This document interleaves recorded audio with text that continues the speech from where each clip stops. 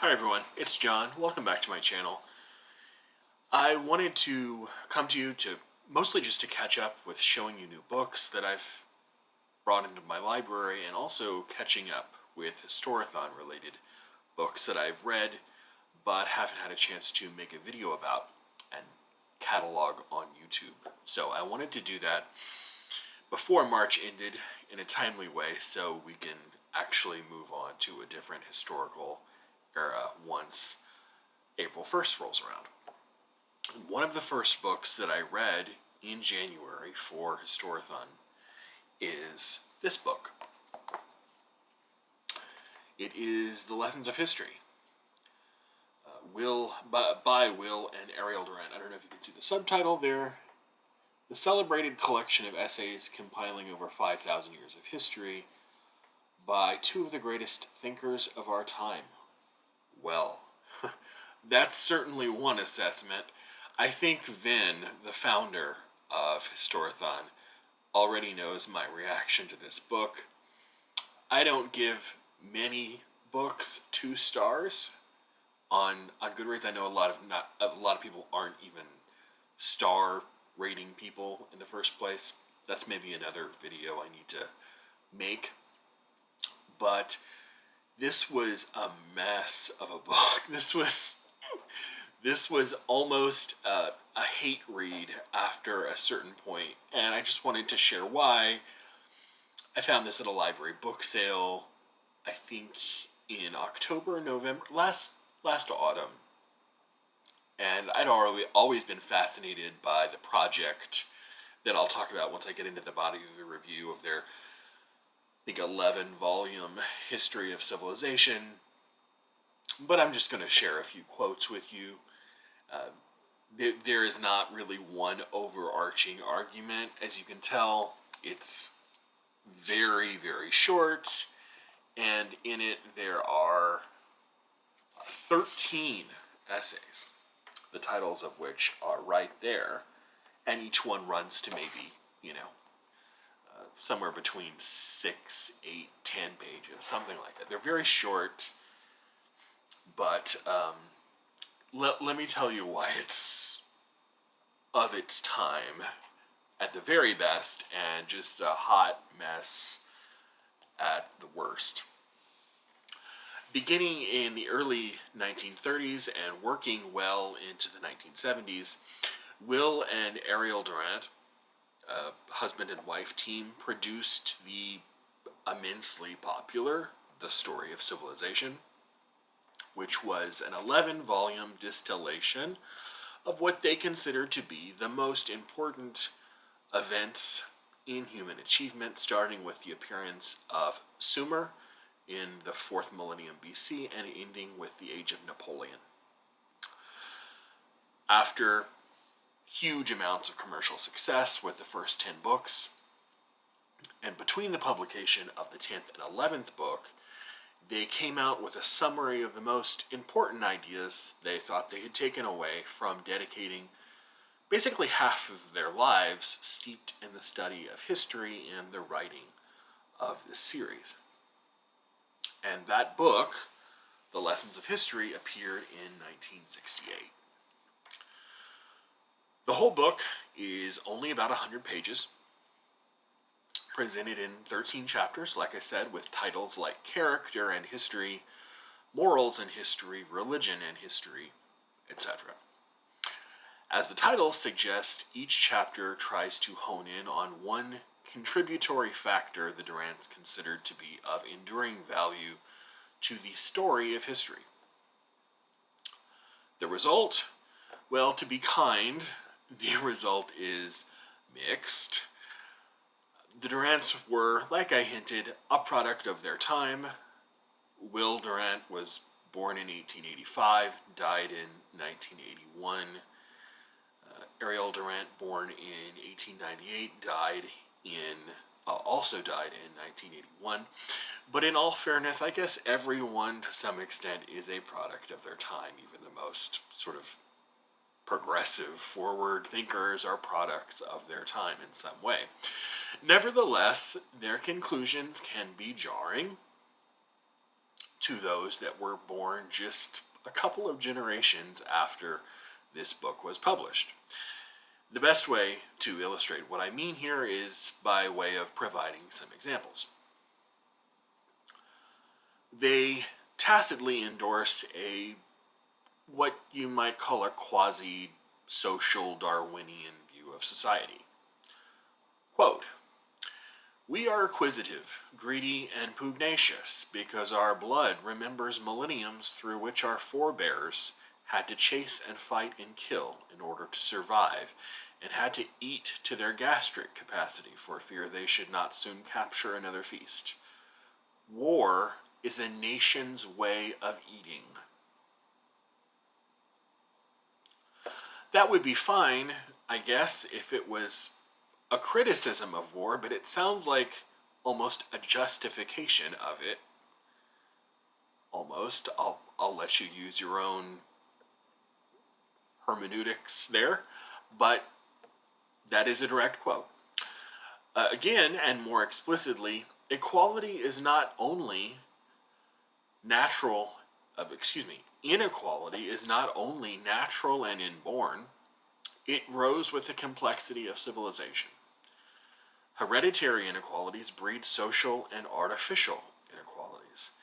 Every invention or discovery is made or seized by the exceptional individual and makes the strong stronger and the weak relatively weaker than before. There are also statements that belie the Durant's ability to interpret or communicate history well, despite the information that was clearly in the historical record as they were writing. For example, quote, and I use this word because that's the word in the book, "If the Negroes of Africa have produced no great civilization, it's probably because climatic and geographical conditions frustrated them." Just going to let that one lie right there. Later, in a short essay, Religion and History, in the span of a few brief sentences, the Durant simultaneously ascribe to Pascal's wager and paradoxically Marx's idea that religion dulls the senses of a people. It's really quite an intellectual twist and turn in the matter of a few sentences. Again, I quote, "It," that being religion, "has conferred meaning and dignity upon the lowliest existence, and through its sacraments has made for stability by transforming human covenants into solemn relationships with God. It has kept the poor," said Napoleon, "from murdering the rich.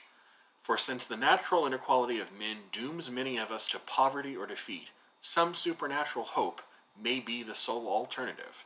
Destroy that hope, and class war is intensified." End quote.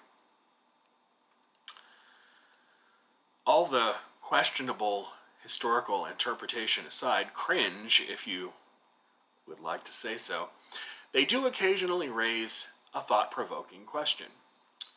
From their own Age of Faith, which is one of the volumes in the Story of Civilization series, they write this: The historian always oversimplifies and hastily selects a manageable minority of facts and faces out of a crowd of souls and events whose multitudinous complexity he can never quite embrace or comprehend. That's an unexpectedly bracing bit of modesty and humility from an otherwise pretty chest-thumping book. The Durant also realized that much of what we perceive to be an unchanging human nature varies with time and culture. A little knowledge of history, they say, stretches the variability of moral codes and concludes that they are negligible because they differ in time and place, and sometimes contradict each other. One paragraph later, they say, quote, "Moral codes differ because they adjust themselves to historical and environmental conditions." This weirdly contradicts some of the earlier statements they made, like the one about human character and the predictable argument that you would expect to be made at the height of the Cold War when this was being written, i.e. that, say, Western style market capitalism was superior to other kinds of economic systems that we were trying to fight in the bipolar world of the post-World War II sort of zeitgeist. But for some readers, this might have marginal interest as kind of a historical artifact, just to see what people were thinking who were born at the very tail end of the 19th century and who were writing around the middle of the 20th, especially considering who wrote the book and how influential they were in the popularization of a lot of this history.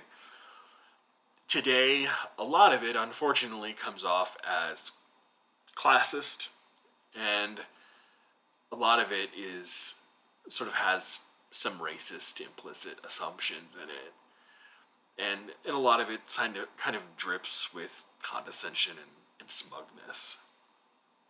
And to compound problems, as I mentioned above, the Durants pick out a single idea, like religion or economics or race, as if they could neatly pluck it out of a complex tapestry that is history, when really all of these things are sort of woven together, right? Each of these standalone topics can never amount for the richness that is history.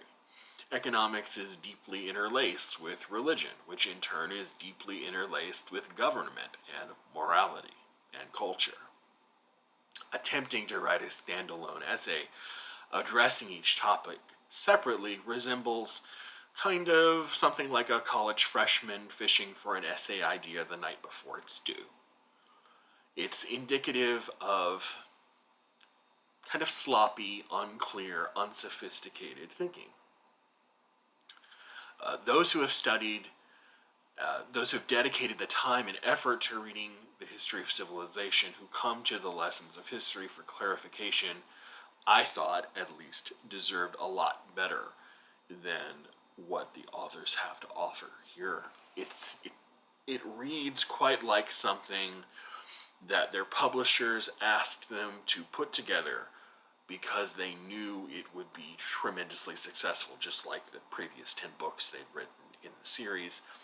And I don't know, I don't have any information about the sales of this book, but I'm guessing it was probably pretty popular, simply because of the names on the cover.